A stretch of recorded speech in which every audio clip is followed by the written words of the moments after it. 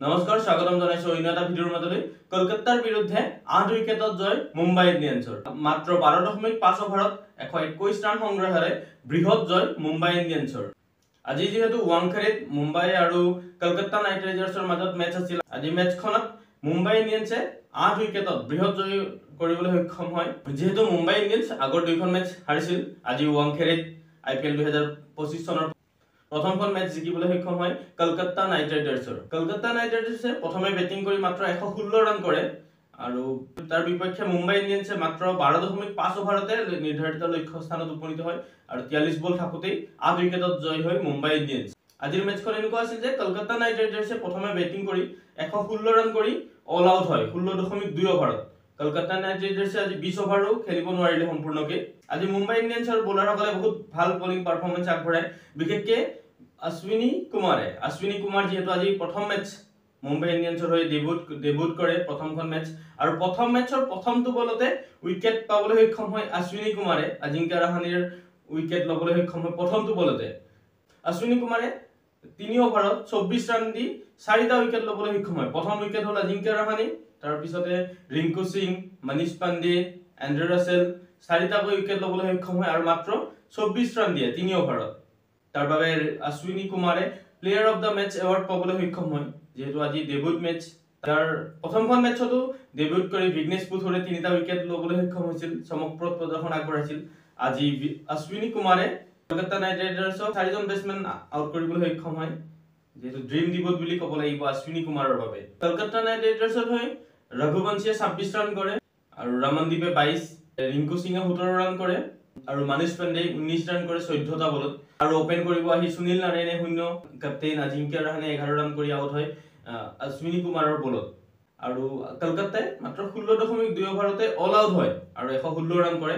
মুম্বাই ইণ্ডিয়ানছৰ বলাৰসকলৰ হৈ অশ্বিনী কুমাৰে 4টা উইকেট লয় আৰু লগতে হাৰ্দিক পাণ্ডিয়াই 1টা উইকেট ল'বলৈ সক্ষম হয় আৰু লগতে দীপক চাহাৰে 2 অভাৰত 19 ৰান দি 2টা উইকেট ল'বলৈ সক্ষম হয় আৰু ট্ৰেণ্ট বল্টে 1টা উইকেট লয়। ট্ৰেণ্ট বল্টে সুনীল নাৰায়ণক 0 ৰানতে আউট কৰি দিয়ে। প্ৰথম অভাৰতে পাৰফেক্ট ইয়ৰ্কাৰ বল এটা মাৰি ট্ৰেণ্ট বল্টে প্ৰথম অভাৰতে আউট কৰায় সুনীল নাৰায়ণক। আৰু লগতে বিঘ্নেশ পুথুৰে 1টা উইকেট লয়, আজি মাত্ৰ বিঘ্নেশ পুথুৰে 2 অভাৰে কৰে আৰু লগতে মিচেল চেটনাৰেও 1টা উইকেট লয়। 117 ৰানৰ টাৰ্গেট চেজ কৰিব আহি মুম্বাই ইণ্ডিয়ানছৰ হৈ ষ্টাৰ্ট এটা খুব ভাল পোৱা গৈছিল। প্ৰথম ওপেনিং পাৰ্টনাৰশ্বিপ 46 ৰানৰ হৈছিল। আজি ৰোহিত শৰ্মাই ষ্টাৰ্ট পাইছিল, ভাল এটা ষ্টাৰ্ট পাইছিল, কিন্তু আউট হৈ যায় মাত্ৰ 13 ৰান কৰি। ৰোহিত শৰ্মাৰ ফৰ্ম এতিয়াও অহা নাই, যিহেতু ইয়াৰ আগৰ মেচতো ৰান কৰিব পৰা নাছিল মুম্বাই ইণ্ডিয়ানছৰ হৈ ৰোহিত শৰ্মাই। আজিও মাত্ৰ 13 ৰান কৰি আউট হৈ যাবলগীয়া হয় ৰোহিত শৰ্মাই, যিহেতু ইয়াৰ আগৰ মেচত 8 ৰান কৰিছিল। তাৰ আগৰ প্ৰথমখন মেচত 0তে আউট হৈছিল মুম্বাই ইণ্ডিয়ানছৰ হৈ ৰোহিত শৰ্মা। আৰু মুম্বাই ইণ্ডিয়ানছৰ হৈ মেচ জিকিবলৈ হ'লে ৰোহিত শৰ্মাৰ ফৰ্মত অহাটো খুবেই জৰুৰী আৰু আশা কৰোঁ ইয়াৰ নেক্সট মেচত ৰোহিত শৰ্মাই ভাল খেলিব।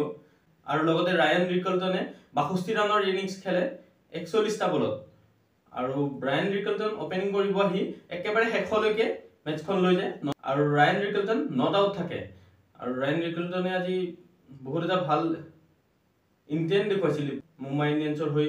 প্ৰথম অভাৰৰ পৰাই ৰায়ান ৰিকলটনে মাৰিবলৈ ষ্টাৰ্ট কৰিছিল আৰু শেষলৈকে মেচখন লৈ যায়। খুব এটা ভাল পাৰফৰ্মেন্স আগবঢ়াইছে, যিহেতু নতুন ফ্ৰেঞ্চাইজ ৰায়ান ৰিকলটনৰ কাৰণে। মুম্বাই ইণ্ডিয়ানছৰ হৈ প্ৰথমটো হাফ চেঞ্চুৰী কৰে ৰিকলটনে।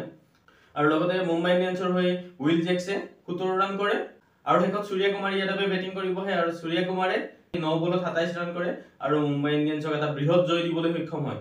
আৰু সূৰ্য কুমাৰে আজি যেহেতু ফৰ্মত নাছিল, ইয়াৰ আগৰ মেচত 48 ৰান কৰিছিল, হাফ চেঞ্চুৰী যেহেতু 2 ৰানৰ কাৰণে মিছ হ'ল, কিন্তু আজি ভাল পাৰফৰ্মেন্স আগবঢ়াই সূৰ্য কুমাৰে মাত্ৰ 9 বলত 27 ৰান কৰে আৰু মুম্বাই ইণ্ডিয়ানছৰ IPL 2025 চনৰ প্ৰথমখন মেচ জয় কৰাবলৈ সক্ষম হৈছে।